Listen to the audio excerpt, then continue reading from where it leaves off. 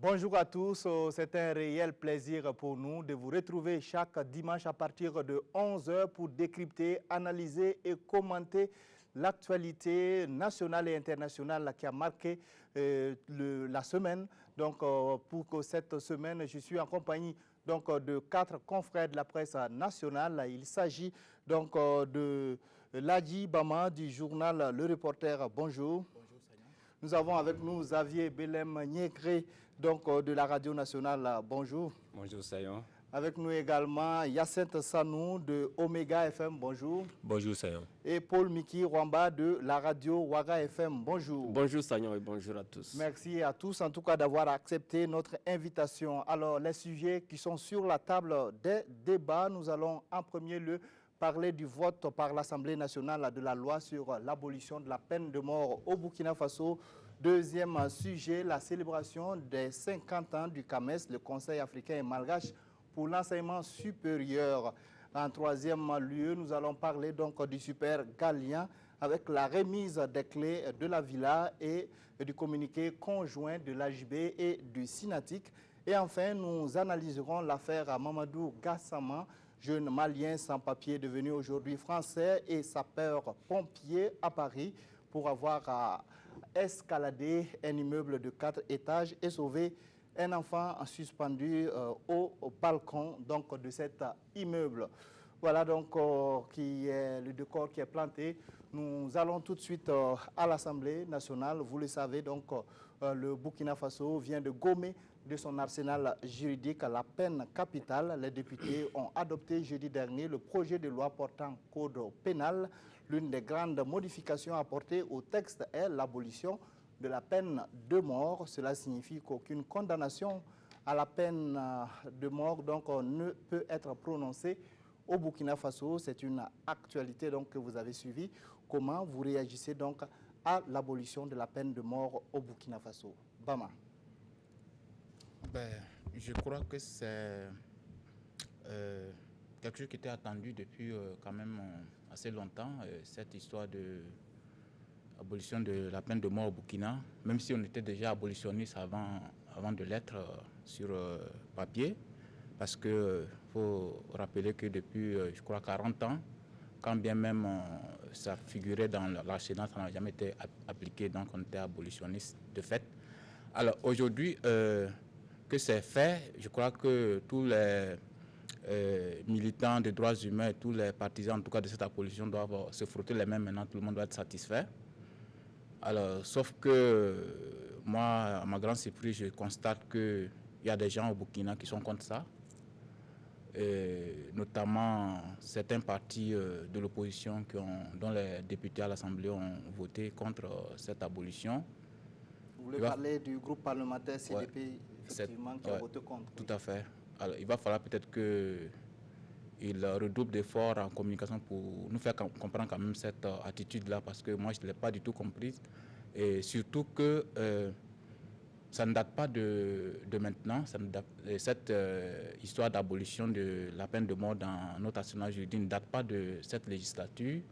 Je crois que ça a été initié depuis même que le CDP lui était au pouvoir. Il y avait même une loi, je crois, dans l'ordre du jour de la législature qui a été chassée. Il y avait une loi même qui devait être votée pour abolir cette peine de mort-là.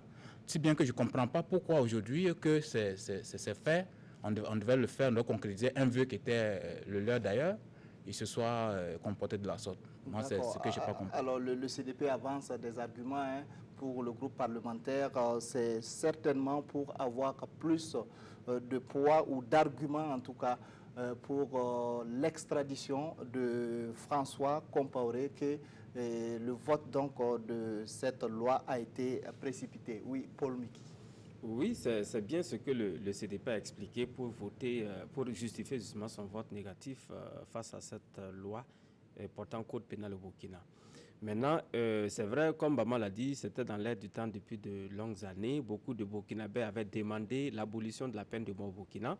Et on estime bien évidemment que nul n'a le droit d'ôter la vie à quelqu'un de façon expresse, même si on reconnaît également que les gens qui sont généralement condamnés à la peine de mort sont des gens qui ont exécuté d'autres personnes. Donc c'est un combat de longue haleine qui a abouti aujourd'hui. La majorité des Burkinabés, lorsqu'on regarde comment les uns et les autres s'étaient comportés, étaient favorables à l'abolition de la peine de mort. C'est là d'autant plus que, comme Bama l'a rappelé, depuis presque 40 ans, la peine de mort n'a pas été appliquée au Burkina alors qu'elle était contenue dans notre arsenal juridique. Maintenant, aujourd'hui, on peut également comprendre la posture des partis politiques qui ont voté contre. Et ça, c'est sur le plan purement politique parce que ces partis estiment que le vote a été précipité justement pour permettre l'extradition de François Compaoré. Alors qu'on nous dit également qu'en matière de droit, on ne peut pas tailler sur mesure une loi et pour une situation particulière. La loi devrait en principe avoir une portée générale.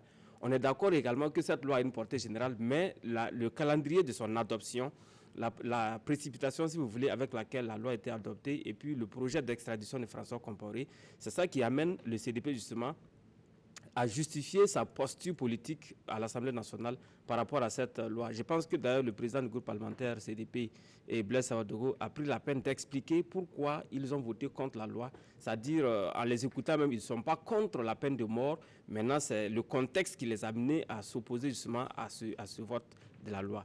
Mais là où moi, je n'ai pas compris, c'est l'attitude justement des autorités qui ont tenté, vaille que vaille, de justifier le fait que le vote de la loi n'avait rien à voir avec l'affaire François Compaoré. Ce n'était peut-être pas le lieu de le justifier parce que ça tombe, en tout cas c'est suffisamment clair, mais ce n'est pas mauvais en fait parce que tout le monde également attendait justement l'extradition de François Compaoré. Il faut rappeler également qu'après l'extradition éventuelle de François Compaoré, cette loi va rester au Burkina et ça va servir pour tous les Burkinabés.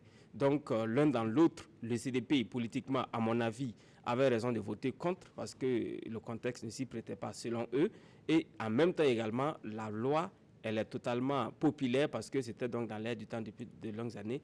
Et on ne peut qu'applaudir aujourd'hui l'adoption de cette loi avec l'abolition de la peine de mort. On va voir ce que Yacine Sanou pense donc du vote, en tout cas de cette loi, quand on sait que le CDP évoque également le vote de deux autres lois, donc juste avant que cette loi ne soit déposée sur la table des députés. Yacine. Bien sûr, c'est ces différentes actualités-là qui rendent suspect, en tout cas, le vote de cette loi maintenant.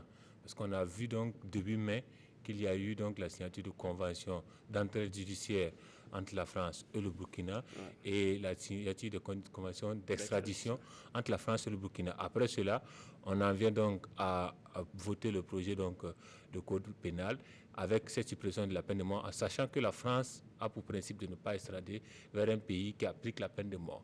Donc, il y a en tout cas de quoi fonder notamment le CDP. Je pense que ce calendrier suspect-là, en tout cas, même si les premières autorités, en tout cas, crient à une confusion, même le vice-président de l'Assemblée nationale aussi a nié donc le fait qu'il puisse y avoir un lien entre ce vote-là et l'affaire donc François Compaoré. Je pense qu'on est en droit, en tout cas, au regard de l'actualité autour, en tout cas, du dossier François Compaoré, de penser que tout cela, c'est en vue donc d'avoir une réponse favorable le 13 juin prochain. Maintenant, Paul Miki l'a dit, le 13 juin, on aura une réponse, mais la loi reste pour le Burkinabé et je pense que c'est un souhait qui était dans le tuyau depuis longtemps. Le projet lui-même était dans le tuyau depuis 2014. On est très content qu'aujourd'hui, on en vienne à avoir enfin une loi. Et le Burkina est conséquent avec ces textes parce que depuis 1988, les uns et les autres l'ont déjà souligné, on n'avait pas d'exécution. Vous condamnez des gens à une peine de mort que vous n'appliquez plus.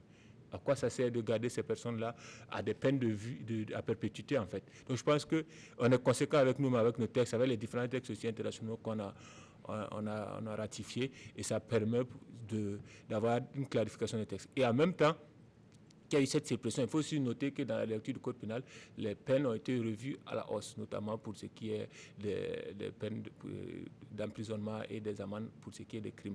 Donc je pense que s'il a été prouvé que la peine de mort en soi n'a rien à voir, n'a rien comme impact sur la baisse, une réduction éventuelle de la criminalité ou sur même une peur des éventuels criminels. Donc je pense que l'un dans l'autre, nous sommes conséquents avec nous-mêmes et ça permet d'assainir un peu notre paysage pénal au Burkina. D'accord. Alors, Xavier, réaction par rapport à ce vote? Alors, moi, je voulais réagir notamment sur l'attitude du CDP et aussi de l'UPC.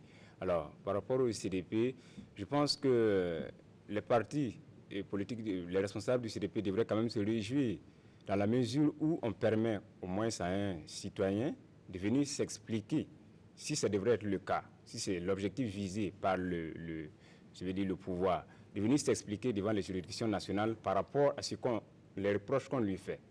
Alors, autre aspect... L'argument qui est avancé par le CDP, c'est que la loi doit avoir un caractère général et impersonnel. Oui, justement, c'est parce que peut-être il y a des précédents judiciaires aussi. Quand on revoit un peu le goulot d'étranglement qu'on traîne avec la loi qui doit régir les anciens membres du gouvernement, s'il y a des imperfections. S'il faut corriger certaines lois pour permettre d'élucider certains dossiers de la justice, je pense que c'est de bonne guerre. D'autant plus qu'on permet à la personne de venir s'expliquer devant une juridiction. Autre aspect, c'est le vote, l'attitude de l'UPC, que je n'ai pas vraiment compris, parce que le groupe parlementaire UPC a voté contre cette loi, parce qu'ils estiment, selon les arguments de celui qui a pris la parole ce jour-là, il a dit que la loi n'a pas pris en compte l'homosexualité, la loi n'a pas pris en compte l'attitude du client de la prostituée. Voilà des arguments. Et aussi à la population carcérale, du milieu carcéral qui serait en nette augmentation, alors qu'on n'a pas d'infrastructure assez adéquate pour s'occuper de ces prisonniers. Et autant de raisons que l'UPC a avancé pour ne pas voter cette loi. Bon, personnellement, je trouve que ça ne tient pas, parce qu'au moins, la peine de mort a été réclamée pendant longtemps, l'abolition de la peine de mort par beaucoup d'organisations de la société civile. Et selon la commission qui a travaillé un peu sur cette loi, ils ont dit qu'ils ont entendu beaucoup de structures œuvrant dans le domaine de la protection des droits humains avant de proposer l'adoption de la loi. D'accord. Oui, Bama voudrait réagir. Oui, justement. Parce que je crois qu'il ne faut pas se laisser berner. Il faut dire les choses par leur nom. Le CDP ne peut pas se prévaloir de tous ces arguments dont on parle là. Moi, je ne vois pas où est le caractère personnel de cette loi. En quoi cette loi est taillée sur mesure pour quelqu'un? Je ne sais pas. On aurait compris que ce soir, au moment où on a mis l'affaire de l'extradition de François sur la table, qu'on avait concocté la loi, on peut comprendre. Mais on nous dit que c'est un projet qui était sur la table depuis très longtemps. Ce n'est pas maintenant qu'on a monté cette loi de toutes pièces. C'est eux-mêmes, depuis le temps que le projet était dans les tuyaux. En quoi c'est personnel? Maintenant, quand on parle de calendrier, c'est toujours la même chose. En quoi le calendrier pose problème? D'autant plus que c'est eux-mêmes qui ont initié cette affaire depuis qu'ils étaient aux affaires. Nous, c'était l'insurrection, ils auraient même adopté la loi eux-mêmes. Moi, je ne vois pas où c'est personnel. Maintenant, comme Xavier l'a dit, mais il devait se réjouir. François a toujours clamé son innocence dans l'affaire. Il dit qu'il n'a rien à se reprocher. On te donne l'occasion de venir établir ton innocence, tout, laver tout soupçon, mais tu as fait un problème. Qu'est-ce qu'on veut à la fin? Soyons sérieux avec nous-mêmes. Voilà. D'accord, oui. Alors, moi, je pense qu'on dit à peu près la même chose. C'est vrai que cette loi, on a tous applaudi l'abolition de la peine de mort parce que beaucoup de gens étaient favorables à cela. Mais ce que le CDP dit, sans vouloir défendre le CDP, c'est qu'on a eu l'impression qu'on a précipité les choses juste pour l'affaire François Compaoré. D'ailleurs, il y a un de mes invités qui disait qu'en début mai, lorsque François Compaoré a comparu, les avocats burkinabés ont dit que des mesures sont en train d'être prises pour permettre son extradition, pour lever les obstacles liés à l'extradition de François Compaoré. Et ces mesures, c'est ce que l'on a vu à l'Assemblée nationale. Ce n'est pas mauvais en soi, mais le problème que moi je pose, c'est que ça peut être un précédent dangereux si on précipite l'adoption des lois juste pour répondre à un besoin ponctuel. Voilà, donc l'esprit pose problème à mon avis. Sinon, tout le monde reconnaît évidemment qu'il fallait abolir cette loi.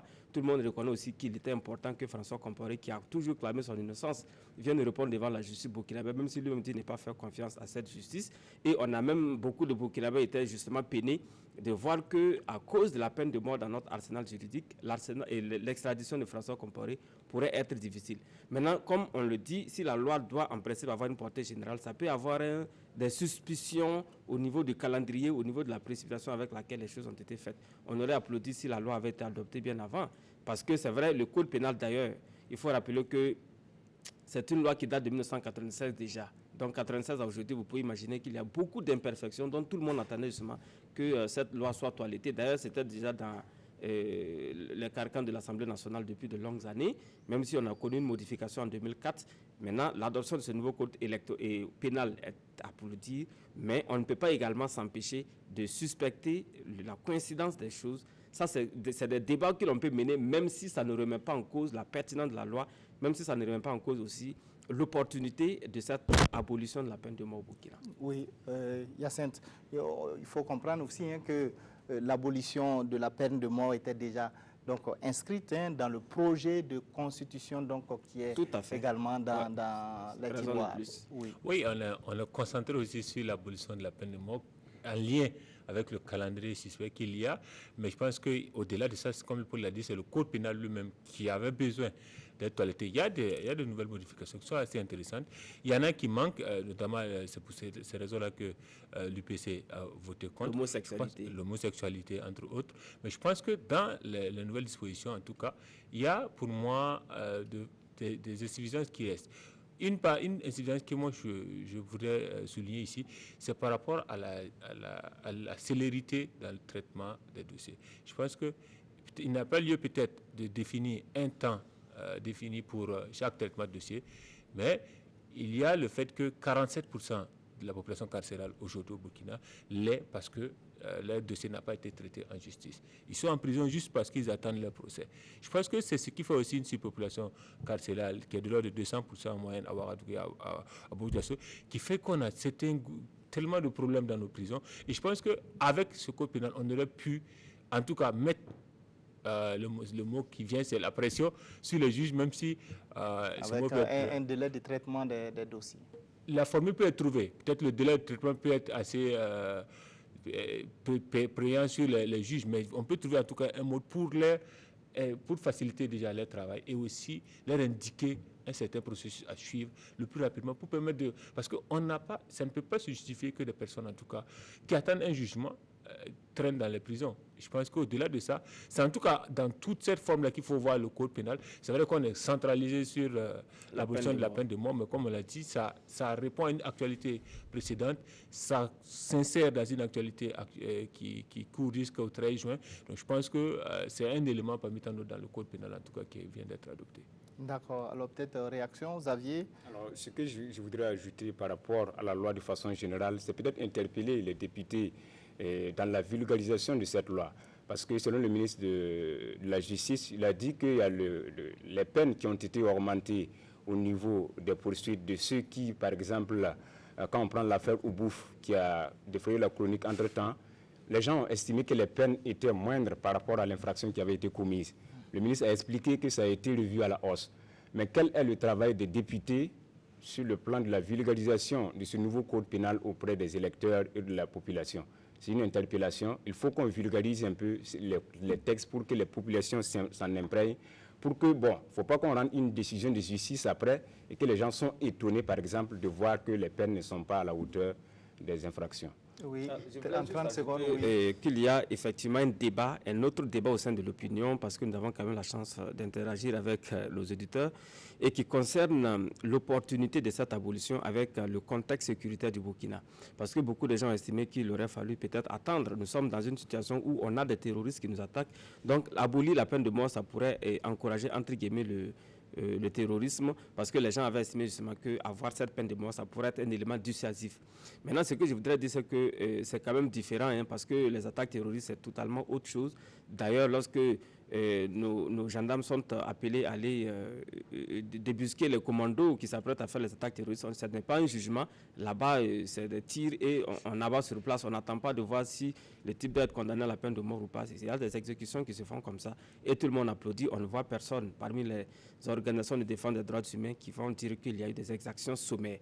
Donc c'est pour dire que la lutte contre le terrorisme doit se poursuivre et la question de la peine de mort c'est tout autre chose, c'est un autre débat et ça relève justement des procès parce que c'est prononcé justement à l'occasion des procès. C'est totalement différent avec les terroristes que l'on abat sur le champ de tir. D'accord, en tout cas merci pour vos différentes contributions. On va parler d'un tout autre sujet à présent. Il s'agit donc du CAMES, le Conseil africain et malgache pour l'enseignement supérieur qui a célébré à Ouagadougou au cours de la semaine ses 50 ans d'existence.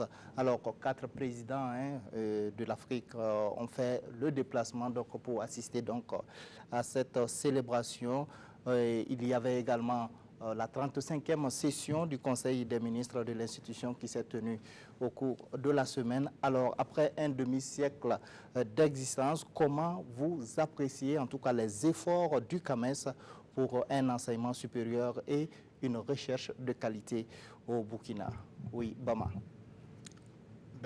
Je crois que tous les intervenants, en tout cas toutes les personnes qui interviennent dans cette histoire sont unanimes pour reconnaître que le CAMES est quand même un instrument, en tout cas salutaire dans le système de l'enseignement et tout ça, la validation des diplômes, tout le monde est unanime dessus. Et 50 ans, c'est quand même beaucoup. C'est une histoire quand même assez, j'allais dire, bénéfique pour tous les pays qui sont en tout cas membres de cette organisation. Alors, ce que moi j'ai quand même un peu déploré, c'est que quand on écoute certaines personnes, il y a une certaine il y a une certaine faveur qui est en train de s'étioler dans le soutien de cette organisation, quand bien même tout le monde reconnaît son importance dans le système. Et ça s'est manifesté à travers la présence, le nombre de chefs d'État qui étaient présents à Ouagadougou. Sur la vingtaine de membres, il n'y avait que 4, comme vous l'avez dit. Et quand on écoute certains professeurs et tout ça, de plus en plus, même les cotisations, ça ne rentre plus, c'est plus comme avant. On sent un certain délaissement de la structure. Et c'est ce qui fait en tout cas que, bon, on est amené quand même à se poser des questions quant à la survie de cette organisation. Il faut espérer que les gens vont se ressaisir et puis, bon, porter toujours la chose comme il se doit pour qu'elle puisse continuer à jouer son rôle. Oui, en tout cas, les problèmes financiers de l'institution ont été donc au cœur, si on peut le dire, donc des différentes réflexions qui ont été menées au cours donc de ce cinquantenaire. Xavier, oui, réaction par rapport donc. Je pense que, comme il l'a dit, c'est une institution assez mature, mais je pense quand même qu'ils ont été un peu à côté, en marge des préoccupations des étudiants. Lorsque vous voyez un peu dans la sous-région, au Niger, les étudiants sont en mouvement. Au Sénégal récemment, à l'université de Ouagadougou, il y a des étudiants qui ne peuvent pas faire le master en sciences économiques et gestion, par exemple, à cause de certaines difficultés liées à des problèmes d'enseignants, de disponibilité d'enseignants. Je pense que ce sont ces réflexions-là qui devraient être au cœur des chefs d'État, de ce colloque-là, pour qu'on puisse vraiment s'en sortir de ce gouffre. Lorsque vous faites une comparaison, en tout cas, dans la sous-région, on estime que nos universités sont les meilleures dans la sous-région par rapport aux universités de l'Afrique australe, l'Afrique centrale, pardon. Mais il y a des problèmes de fond que les chefs d'État n'osent pas toucher. Je pense que c'était l'occasion, par exemple, de poser ces préoccupations-là sur la table de discussion et ça allait peut-être permettre de dégager des pistes parce que c'est des problèmes assez profonds, par exemple, quand on prend, par exemple, la formation des enseignants. Voilà, des enseignants disponibles pour encadrer des étudiants en master, par exemple, on n'en dispose pas à l'université de Ouagadougou, où le ministre est sorti dire qu'il faut, on ne peut pas. Il n'y a pas d'enseignants, on ne peut pas laisser les étudiants s'inscrire pour le master parce qu'il n'y a pas d'enseignants. Donc, ils sont obligés de se réorienter ailleurs. Alors que cette structure qui est censée valider ces diplômes-là devrait quand même mettre ça comme cœur de réflexion pour qu'on puisse réfléchir et puis trouver des solutions structurantes. Oui, en tout cas, le CAMES qui est au cœur de la formation des enseignants, quand on voit la vague, en tout cas, des différentes promotions, si on peut le dire ainsi, d'enseignants qui doivent passer devant les jurys donc, du CAMES pour les différentes agrégations. Oui. Je pense que c'est la principale victoire du CAMES, la qualification d'une manière générale des enseignants et chercheurs, en tout cas africains, qui n'ont plus besoin d'aller dans certaines sphères, notamment en France, pour passer l'agrégation. Au-delà de ça, les uns et les autres ont souligné en tout cas le nombre d'insuffisances qui règnent. Je pense que c'est en cela que pour moi, l'institution, après 50 ans, il y a bien un plan stratégique qui a été adopté. Il y a cette réflexion-là qui est menée, mais l'institution doit se remettre en cause. Quel a été son impact dans la mise en œuvre des politiques en matière d'enseignement supérieur dans les pays membres? Aujourd'hui, chaque pays est libre, plus ou moins, de faire sa politique d'enseignement supérieur en fonction des présidents qui arrivent. Ça marche ou ça casse. On fait des expérimentations au gré du ministre de l'enseignement supérieur qui est là. Le CAMES n'a pas cet impact-là sur ces politiques-là. Je pense que déjà, étant donné que nous sommes dans le domaine académique, on devrait avoir un tableau d'honneur des pays qui sont les meilleurs exemples en matière de l'enseignement supérieur dans l'espace de CAMES. Et pourquoi pas en même temps un bonnet d'âne, en tout cas des pays qui ne sont pas d'exemple. Je pense que si demain on dit que le Burkina a le bonnet d'âne, en tout cas de l'enseignement supérieur en Afrique, ça va impacter naturellement les politiques qui vont être mises en œuvre en faveur de l'enseignement supérieur au Burkina. Donc je pense que c'est autant d'actions que le CAMES doit aujourd'hui réfléchir à mener pour sortir un peu de cette espèce de léthargie qui peut justifier un peu aujourd'hui ce qui est dénoté comme un désintérêt en tout cas des membres même et même des États qui ne cotisent plus à l'intérieur. Je pense qu'au-delà en tout cas de tout ce qui est comme qualification, c'est vrai que dans le processus aussi de qualification, de reconnaissance des diplômes et de qualification des enseignants, il est reproché cette part donc prévalue au public au détriment du privé. Je pense que c'est des éléments qui doivent être pris en compte par le CAMES pour permettre aussi aux instituts privés qui ont essor en Afrique de pouvoir certifier leurs diplômes, de pouvoir certifier aussi, de qualifier leurs enseignants pour rehausser d'une manière générale en tout cas l'enseignement supérieur en Afrique. En tout cas, il a été beaucoup question du futur de cette institution. Est-ce que vous pensez justement, Paul Miki, que le CAMES peut relever les défis qui se présentent à lui? Oui, le CAMES peut relever ces défis. Peut-être qu'il faut revoir les textes du CAMES au regard de son expérience aujourd'hui, 50 ans. Peut-être qu'on peut revoir les textes, associer certaines nouvelles attributions. Parce que j'ai cru comprendre, peut-être pour répondre à Xavier et puis à Yacinthe, que le CAMES intervient beaucoup plus en aval, c'est-à-dire la validation des diplômes au regard de ce que l'on présente comme qualité des enseignants, également qualité des étudiants. Maintenant, le CAMES habituellement ne s'intéresse pas aux difficultés que connaissent les universités. Peut-être qu'il faut créer notre structure à côté et qui va s'intéresser aux difficultés et réfléchir sur comment trouver les solutions au-delà des différents ministères chargés des enseignements supérieurs. Ou bien il faut peut-être revoir les textes. Pour le LMD, par exemple, c'est une décision collégiale qui est passée forcément par le CAMES. Oui, on est d'accord, mais ce que je dis là, c'est que les difficultés que connaissent les universités, quand vous parlez par exemple du problème de LMD, c'est une bonne chose, tout le monde le connaît, mais si vous venez dans une université comme Ouaga 1, professeur Kizerbo, et que l'on a des manques d'enseignants, et que l'on a des manques d'infrastructures, ne demandez pas au CAMES de venir régler cette question de manque d'infrastructures. À mon avis, ça relève des universités de façon autonome ou des États indépendants. Donc on ne peut pas remettre tout ça sur le dos du CAMES, dont le rôle ici, c'est de valider les diplômes au regard de ce que l'on lui présente en termes de qualité des enseignants, en termes de qualité de formation et d'encadrement et tout. Mais si les conditions ne sont pas réunies, ça relève d'un autre domaine. Peut-être qu'il faut réfléchir à une structure africaine qui va gérer ces questions ou bien en faire une nouvelle attribution au CAMES. Mais pour l'instant, après 50 ans, c'est ce que le CAMES fait.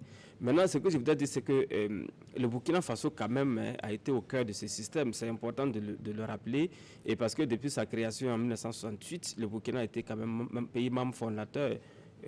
Parmi les premiers pays qui ont jeté en tout cas les bases de cette structure. Aujourd'hui, on a 19 pays qui sont membres du CAMES. On peut se réjouir également du fait que parmi les 6 secrétaires généraux qui se sont succédés pendant 50 ans à la tête du CAMES, on a eu quand même 2 Burkinabés, ce qui n'est pas rien, 2 sur 6 sur 19 pays, ça peut être assez important. Le professeur Joël Kizerbo et ensuite le professeur Wiminga qui ont géré cette institution à un moment donné.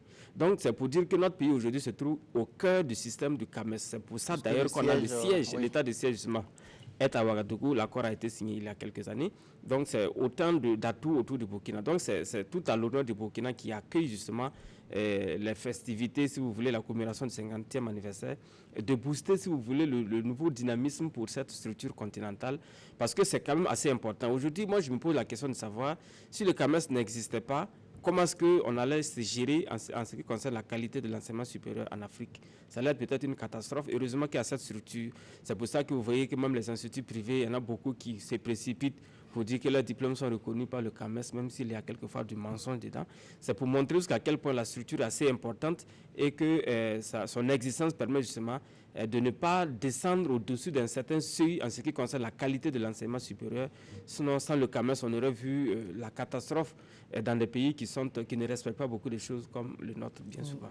D'accord. Alors, est-ce que vous partagez l'avis de... Alors, juste réagir naturellement à sa réaction à mon poste, justement, juste sur le point de l'intervention du CAMES. Lorsque je parle de nécessité de revoir, après 50 ans, l'action du CAMES sur l'enseignement supérieur en Afrique, parce que justement, l'état des lieux a été fait à l'occasion de ces 50 ans. C'est bien le CAMES qui a fait ressortir donc, le problème de sureffectif dans les universités, la faiblesse du nombre des enseignants, le CAMES constate les infrastructures, les labos de recherche, l'inéducation entre les sciences sociales et humaines et les sciences fondamentales et techniques. C'est un constat qui est fait. Vous ne pouvez pas faire ce constat en amont et continuer de qualifier des enseignants qui vont disparaître dans le circuit. On parle aujourd'hui de près de 10 000 enseignants qui sont qualifiés et on parle encore d'insuffisance dans certaines où ils sont passés. Il faut, je pense, à un moment donné, que l'institution elle-même ait cet impact-là, aussi bien en amont qu'en aval. C'est pour ça que je n'ai pas proposé au CAMES de venir instituer un ministre de l'enseignement supérieur ici, mais ils ont des mécanismes plus ou moins subsidiaires qui peuvent aider en tout cas. Et c'est pour ça que j'ai proposé un classement. Autant on ne veut pas être dernier dans le classement du PNUD et autres, autant on ne voudrait pas être dernier dans un classement qui serait fait par le CAMES. Et ça va impacter sur les politiques de l'enseignement supérieur. Parce que sinon, ça ne sert pas de valider des enseignants et des diplômes et de ne pas pouvoir que ces enseignants qualifiés et que ces diplômes reconnus ne puissent pas être opérationnels sur le terrain parce qu'on a des goulots d'étranglement qu'on constate et on va revenir au centenaire, trouver que ces problèmes qui ont été mis en exergue à Ouagadougou à l'occasion du cinquantenaire sont toujours présents. Ok, d'accord, on a bien compris. Oui, je voulais réagir, c'est par rapport à la place du CAMES dans les universités de façon interne. Parce que Paul Miki Luamba a parlé de la situation des universités de façon autonome. Lorsque, par exemple, à l'université Ouaga 1, professeur Joseph Kizerbo, Ouaga 2, pardon, à l'UFSEG, des étudiants ne peuvent pas s'inscrire en master parce qu'il y a manque d'enseignants, je pense que quand même ça doit interpeller le CAMES. Parce que c'est le CAMES qui valide aussi ces diplômes, c'est le CAMES qui valide aussi les diplômes des enseignants. C'est ce que je voulais faire savoir. Lorsque vous prenez, par exemple, le cas du Burkina, où, par exemple, on amène des gens à composer avec la licence, au concours au niveau maîtrise, tout simplement parce que les étudiants n'ont pas pu valider la maîtrise à cause certainement des problèmes d'enseignants. Je pense que c'est des préoccupations que le CAMES doit poser sur la table de discussion et puis proposer des solutions. C'est ce que moi je voulais dire. Juste dire que c'est parce que le CAMES existe justement qu'on dit que les étudiants ne peuvent pas s'inscrire en master parce qu'il n'y a pas d'enseignants. Donc c'est pour dire toute l'importance de cette institution, de cette structure. Si elle n'existait pas, peut-être qu'on allait permettre aux étudiants d'aller se débrouiller avec les enseignants qu'ils ont, même s'ils ne sont pas qualifiés pour encadrer les masters. Donc c'est ce rôle de garde-fou que le CAMES joue qui est assez important. Donc c'est pour ça que je dis que le relais doit être pris par d'autres structures pour faire en sorte que les enseignants puissent être qualifiés, que l'on ait des enseignants qualifiés en grande quantité pour permettre justement l'inscription de ces étudiants. C'est plutôt une question de recrutement. Oui, mais ça ne relève pas justement du CAMES. Il faut recruter, il faut former, parce que le CAMES est là pour les concours d'agrégation et tout. Mais tant que vous n'avez pas le niveau, vous n'allez jamais passer. Demandez aux instituts privés comment est-ce qu'ils se battent pour avoir justement la reconnaissance de leur diplôme par le CAMES. Ce n'est pas évident, ce n'est pas une mince affaire quand vous échangez avec eux. Donc c'est toute l'importance de cette structure qui met un certain niveau sur la qualité de l'enseignement au-dessus duquel il ne faut pas tomber. Maintenant, Hyacinthe l'a dit, peut-être le CAMES peut faire le constat qu'il y a beaucoup de goulots d'étranglement à l'avancée des professeurs, il y a des histoires de laboratoires qui ne respectent pas la réglementation. Donc le CAMES ne peut que faire le constat et à la limite formuler des recommandations. Mais le relais, ce que j'ai dit, doit être pris par d'autres structures internes ou supranationales dont le rôle justement sera de faire en sorte que ces problèmes soient réglés.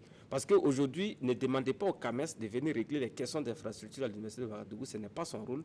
Et tant que les questions d'infrastructure ne sont pas réglées, il n'y aura pas de formation d'enseignants. Et quand il n'y a pas de formation d'enseignants ou d'étudiants, il n'y aura pas d'enseignants dans le long terme. Donc, c'est une chaîne qui se poursuit. Il faut que le relais soit pris par d'autres structures ou du moins les ministères. Oui, on a bien compris parce qu'il y a un conseil des changer ministres. La définition du CAMES, ça serait un conseil africain malgré de qualification des enseignants et de validation des diplômes tout court.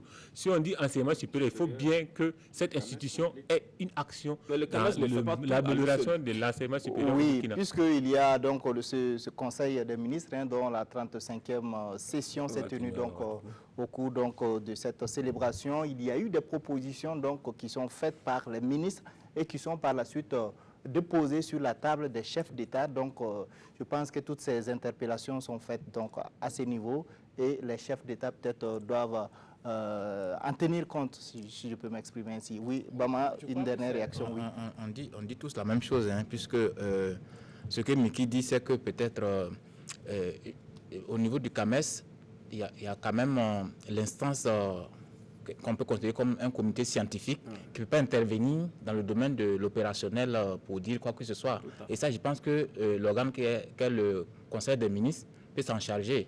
Donc, je crois que on dit la même chose. Maintenant, peut-être il faut que quand on prend des décisions, chacun puisse jouer son rôle, puisse appliquer les décisions qu'on aura décidées ensemble. Voilà. En tout cas, tous les différents problèmes en tout cas ont été soumis donc aux chefs d'État qui se sont réunis. Je pense que c'était vendredi dernier à Ouagadougou, à eux donc de prendre les décisions qui s'imposent. Il faut peut-être noter au passage que le président du Faso donc a été élevé à la dignité de Grande Croix de l'Ordre international des palmes académiques au cours donc de la célébration de ce cinquantenaire. C'est juste... Il faut noter que le premier chef d'État africain à avoir eu cette Grande Croix, c'est aussi Blaise Compaoré. D'accord. C'est juste honorifique. D'accord. Alors oui, c'est juste honorifique. Vous faites bien de le dire. Alors on va poursuivre le débat avec un tout autre sujet qui nous concerne bien sûr. Il s'agit donc du Super Galien. Le sujet a fait couler beaucoup d'encre et de salive au cours de la semaine. Alors le Super Galien est officiellement entré en possession de sa villa d'une valeur de 14 millions de francs CFA. C'était jeudi dernier.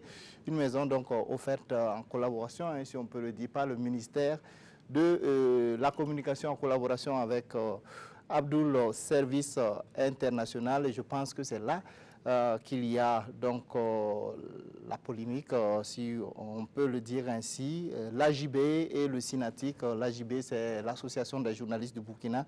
Les SYNATIC, le syndicat national des travailleurs de l'information et de la culture, donc mettent en doute en tout cas la provenance de cette maison. Alors il y a polémique.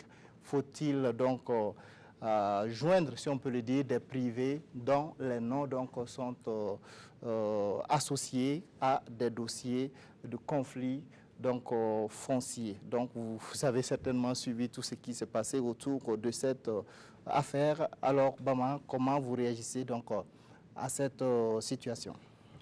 Okay. Moi je crois que sur cette question, il y a beaucoup de choses à la fois. Hein. Déjà pour répondre à la question que tu poses, faut-il associer les privés ou pas? Je crois qu'il n'y a pas de débat. On peut associer des privés. Mais quel privé? C'est là toute la question. Pas n'importe quel privé, moi j'ai dit. On peut associer des privés, mais pas n'importe quel privé. Parce que quand même, quand on parle de journalisme, ce n'est pas quand même un domaine d'association de commerce. Bon, j'ai rien contre les commerçants, hein, mais c'est quand même... c'est pas n'importe quelle association de copains de quartier. Non, c'est quand même un domaine quand même assez particulier. Où on ne peut pas permettre à n'importe quel kidam de venir faire ce qu'il veut dedans. Parce que moi j'ai dit, c'est dommage que certaines personnes, de par leur position, renient des principes qu'ils ont défendus par un certain passé. Moi, je suis prêt à entendre le ministre de la Communication soutenir la position qu'il défend aujourd'hui. C'est pas possible. Quand on parle d'éthique, il y a quand même un certain nombre de choses qu'il faut prendre en compte.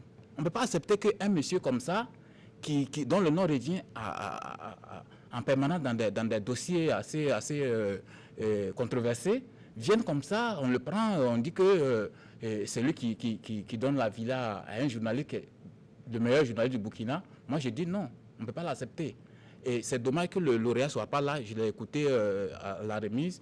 Je suis désolé, mais bon, pour moi, il a fait une mauvaise sortie à ce niveau-là. Je suis désolé, on ne remet pas encore le prix qu'il a eu. On peut lui donner même une villa de 100 millions, moi, ça ne me pose pas de problème. Mais pas n'importe qui va donner cette villa-là. Voilà. D'accord, on va voir si votre position est partagée autour de la table. Oui. Moi, je pense que c'est peut-être là la question. Quand il dit qu'à n'importe qui doit donner la villa, bon, je ne sais pas officiellement ce qu'on reproche à M. Abdoul Ouedraogo de Abdoul Service. En tout cas, pour moi, ce n'est pas un répit de la justice pour le moment. Et le fait qu'on évoque un peu les dossiers dans lesquels il serait mêlé, ça, je n'en sais pas grand-chose. Mais ce que je vais peut-être reprocher au niveau du ministère de la Communication, moi, je pense que le prix, au moins le super gagnant, devrait sortir des poches du département en charge de la communication. Ça, c'est mon point de vue. On peut associer des partenaires pour l'éclat de l'événement, mais pour le super gagnant, au moins, le ministère devrait quand même donner ce prix-là. Personnellement, je ne sais pas ce qu'on reproche officiellement à celui qui a offert le super gagnant, mais il y a quand même des questions à se poser quand M. Bama dit qu'on ne doit pas, voilà, associer n'importe qui. Associer n'importe qui. Je crois qu'il y a assez d'éléments. Hein. Chez nous, reporters, je ne sais plus combien d'articles on a écrit pour faire ressortir des pratiques pas du tout recommandables dans lesquelles ce monsieur est cité, notamment à Sahaba, où il y a eu des problèmes de corruption au sein du conseil municipal. Nous, on a écrit sur ça maintes fois. Et en plus de ça, le contexte même national, comme la JB l'a relevé dans sa déclaration, la JB et le Synatic l'ont relevé, le contexte national ne s'y prête pas. On est face à une situation où le problème du foncier est un problème assez controversé, où même il y a eu des enquêtes parlementaires qui mettent en lumière un certain nombre de problèmes. On ne peut pas laisser un monsieur comme ça qui est dans cette situation venir comme ça le prendre. Et surtout quand je vois certains confrères qui écrivent pour dire non, c'est un grand ami des journalistes et tout ça parce qu'il a donné une villa de 14 millions. Moi, je dis non, on est pauvre, c'est vrai, mais soyons pauvres dans la dignité. C'est pas parce qu'on est pauvre qu'on doit accepter n'importe quel kidam venir donner une villa. Bon, je comprends que bon, une villa de 14 millions, c'est pas n'importe qui peut cracher dessus, mais je dis quand même qu'il faut rester digne. Et pour parler de cette question du fait qu'il n'est pas un répit de justice, moi je dis que c'est deux choses différentes. Quand on est dans le domaine de l'éthique, c'est différent du domaine du droit. C'est vrai, il n'a pas été condamné, mais d'un point de vue moral, à partir du moment où il est dans cette situation-là, on devait se garder de l'associer à notre prix. Voilà ce que je dis. D'accord, oui. Yacine, très rapidement. Alors, je pense que c'est le sujet. Ce sujet devait être vraiment le sujet principal de cette émission. Parce que si on fait l'un des plus beaux métiers au monde, c'est parce qu'on a cette remise en cause quotidienne, et par nous-mêmes, et par nos pairs, et par le public. Aujourd'hui, on a un cas qui, pour moi, est un cas d'école. Ce cas, premièrement, il y a eu déjà la sortie de l'ADJI, qui est l'un des premiers, il faut lui reconnaître, à avoir réagi, en tout cas émis des réserves par rapport à l'attribution de ce super gagnant-là par un promoteur immobilier qui est cité dans certains de leurs articles notamment. Aujourd'hui, on a vu un peu les différentes réactions. Pour moi, s'il y a une structure ou des organisations, en tout cas, sur lesquelles, pour moi, ils ne sont pas allés jusqu'au bout de leur logique, c'est bien sûr la JP et le Synatic. Déjà, sur la base de ces réserves-là, ils ont fait une sortie. Mais dans cette sortie, on n'a aucune conclusion. Pour moi, lorsque vous émettez vous-même des réserves sur un prix comme ça, la conclusion première qui pourrait ressortir, c'est que soit on invite le journaliste en question à ne pas accepter ce cadeau, en lien donc avec le respect de l'éthique et de l'ontologie, soit on invite le ministère de la Communication à réattribuer lui-même un cadeau autre que celui donc offert par le promoteur immobilier. Mais ça va être assez difficile. Par exemple, l'année passée, le lauréat, par exemple, je vous coupe, le lauréat, lors de sa sortie dont parlait donc Bama, a dit qu'il ne comprend pas pourquoi c'est maintenant qu'il y a la polémique, alors qu'à une conférence de presse d'avant, en tout cas, les Galiens, cela avait été donc déjà dit clairement et qu'il n'y avait pas eu de polémique jusqu'à ce qu'il y ait donc cette remise. Je n'ai pas fini mon raisonnement. Justement, là, tout est parti pour moi des réserves émises par Bama. Parce que la JB et le Sénatique ont réagi après ces différentes sorties, le débat qu'il y a eu suite à sa sortie. Donc, je pense que déjà, il y a eu ce fait-là. C'est-à-dire qu'on n'a pas eu cette veille-là en amont pour déjà attirer l'attention de l'autorité compétente. Et pour moi, aujourd'hui, ça remet en cause aussi l'organisation générale des Galiens. Est-ce que pour 21 prix officiels donc, qui ont été donnés, 12 prix spéciaux, le caractère donc, soulevé par l'AJB et le Sénatique, qui puisse avoir en tout cas un problème d'intégrité morale des journalistes lauréats, ce problème ne se pose pas. Et pour les prix offerts par le ministère de la Communication et donc le gouvernement, et pour les prix offerts par des structures locales, donc des institutions financières, autres que Abdou Service, qui sont dans les prix spéciaux. Est-ce qu'aujourd'hui, tous les lauréats des prix Galien 2018, par exemple, ne sont pas sont à même de continuer leur boulot de journaliste en bonne et due forme si on reste sur le principe de l'AJB et du Sénatique. Pour moi, ces structures-là, si elles s'étaient allées jusqu'au bout de leur logique, c'était de se réapproprier l'organisation de ce concours. Dans d'autres sphères, c'est ce qui est fait. En Côte d'Ivoire, à côté, c'est l'Union nationale des journalistes de Côte d'Ivoire qui organise les ébonies, qui met en œuvre tout ce qui a comme processus et qui décide maintenant de ce qui peut entrer comme parrain et autres. Mais ça, c'est la structure fêtière des journalistes qui le organisent. Aujourd'hui, c'est le gouvernement qui organise les Galiens au Burkina. Alors, on est sur un cas précis, sur le cas précis d'Abdou Service, mais on a un pouvoir politique qui organise un concours qui récompense les meilleurs journalistes. Alors, demain, quel peut être l'impact de ces prix-là sur le travail de la critique de ces meilleurs journalistes-là sur les actions gouvernementales? Non, mais les Galiens sont à leur 17e édition. Il y a toujours eu des prix, même si on a constaté que ce sont ces 2 dernières années qu'il y a eu peut-être vraiment... 21 éditions. Voilà, pardon, 21 éditions. Qu'il y a eu, donc, peut-être, on va dire, un relèvement, en tout cas, du montant et des cadeaux qui sont donc offerts pendant ce concours. Mais ça n'a jamais eu d'impact, si on peut le dire, sur... voilà, le travail des journalistes. Oui, aujourd'hui, on remet en cause le caractère désintéressé de ces cadeaux. Alors moi, je voudrais d'abord traduire mes félicitations à Dabadi Zoumara qui a été désigné Super Galien pour cette édition et traduire surtout mes félicitations également à l'AJB au Sénatique pour avoir fait cette sortie qui a au moins le mérite de mener le débat, parce qu'il fallait justement mener le débat. Parce que nous sommes dans une corporation qui est assez particulière. On aurait pu imaginer des prix dans d'autres corporations avec des villas offertes par n'importe qui, que le débat ne se serait pas posé. Mais aujourd'hui, comme Bama l'a dit, on est obligé, pour la question de morale, de faire attention aux donateurs. On ne peut pas ne pas faire attention aux donateurs ici. Voilà. Maintenant, lui-même, il a dit également, le reporter traite des dossiers où Abdoul Service serait impliqué. Donc, au regard de tout cela, lorsqu'il y a des malversations, je ne dis pas que c'est le cas pour Abdoul Service, je n'en sais rien, mais lorsqu'il y a des malversations, c'est le rôle également des médias que de dénoncer cela au nom de l'opinion. Maintenant, si c'est ces mêmes médias qui bénéficient de largesse de ces personnes dont on doit dénoncer les pratiques, ça peut poser un problème d'éthique. Et c'est assez important de le rappeler. Donc, c'est tout le débat aujourd'hui. Et je pense que pour la 21e édition, le Super Galien, c'est déjà derrière nous. Les choses sont déjà passées, on ne revient pas là-dessus. Mais on peut quand même réfléchir sur comment on fait les prochaines fois. C'est pour ça que j'ai bien aimé la déclaration de l'AJB et du Sénatique, qui est tout à fait pertinente à mon avis. J'adhère entièrement à ce qu'ils ont dit, parce que ça a le mérite justement de poser le débat. Demain, on fera attention sur l'organisation des Galiens. On fera attention sur la nature du super prix, Super Galien et le donateur également. Voilà, donc le débat doit se poser de cette manière-là.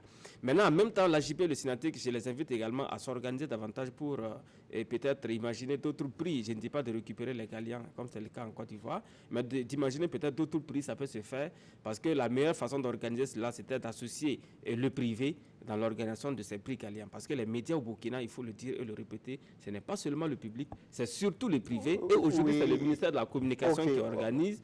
Et on peut justement douter un peu de la pertinence de certaines pratiques dans le cadre de l'organisation. Aujourd'hui même, allez-y demander au ministère si tous les acteurs du ministère ont été impliqués dans la démarche vers Abdul Service. On ne sait pas aujourd'hui si c'est le ministère qui a fait la démarche vers Abdul Service ou si c'est Abdul Service qui a proposé ses services au ministère. Il y a un flou autour de ça. Dans tous les cas, ce sont des choses qui gagneraient à être établies parce que nous avons besoin de continuer à avoir la confiance de l'opinion.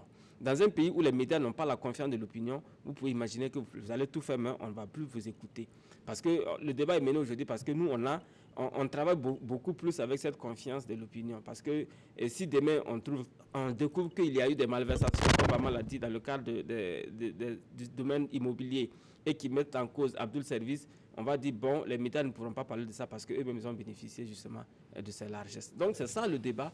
Donc, je ne dis pas que pour le cas, il y a des faits qui montrent qu'Abdul Service ne devrait pas donner. On a bien compris donc ta position. De lancer le débat. Oui, mais est-ce que cette polémique aussi n'est pas un précédent dangereux, si on peut le dire comme ça, pour les Galiens? Ça pourrait peut-être, selon certaines personnes, décourager d'autres promoteurs ou d'autres privés, en tout cas, qui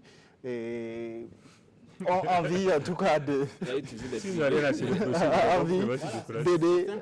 donc les journalistes. C'est très simple. Un privé qui sait que s'il vient se pointer là, on va le critiquer, qu'il ne vienne pas, et nous, ça ne nous fait pas du tout de mal. Non, on ne veut pas. Oui, c'est ça, il faut être clair dessus. Si des privés qui sont irréprochables viennent, on ne va pas les critiquer. Mais quelqu'un qui sait qu'il a des casseroles, qu'il ne vienne pas, et nous, ça ne nous fera pas du mal. Et puis, un autre point aussi.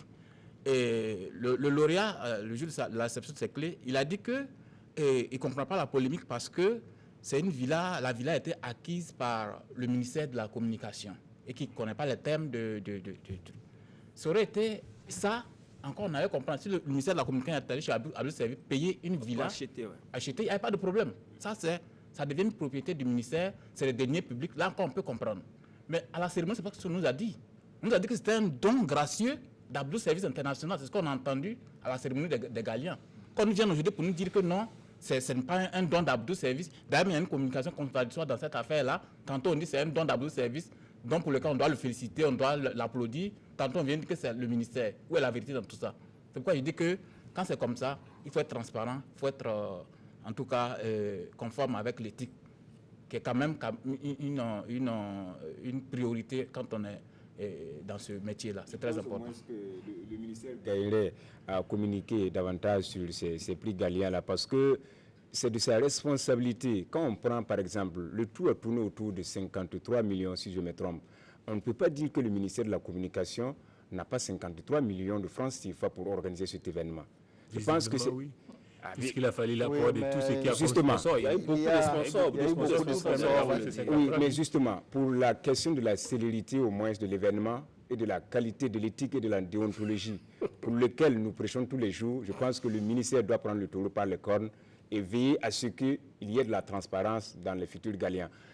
Mon confrère Miki, Paul Ramba, parlait du fait qu'on n'implique pas beaucoup le privé dans l'organisation. Je pense que c'est des questions, par exemple, que le ministère devrait intégrer certainement dans la composition du jury ou du moins dans d'autres paramètres pour que tous les journalistes du Burkina Faso se sentent un peu dans cette affaire.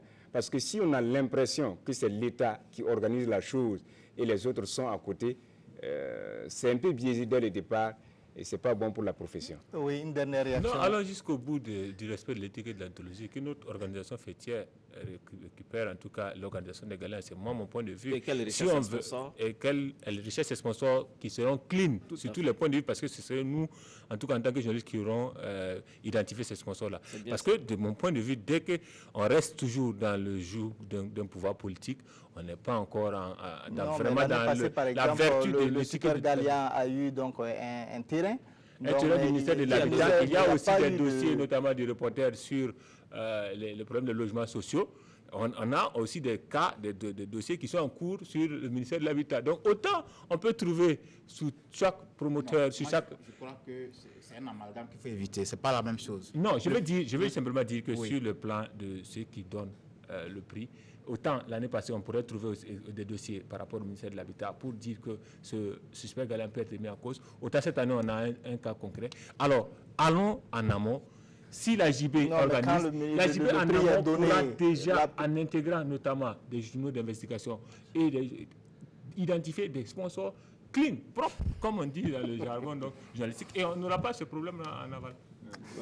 D'accord. Alors, on va évoluer. On est un peu pris par le temps. Chacun a pu donner sa position sur la question, mais c'est important donc de rappeler que cela ne remet pas en cause du tout donc le prix, le travail qui a été fait donc par notre confrère Dabadi Zoumbara qui mérite assez largement donc son prix. La polémique se trouve donc juste au niveau de l'organisation donc de ces prix, ce qui est clair et ça le mérite en tout cas d'être souligné. On n'a plus pas le temps, on ne peut plus faire d'autres réactions.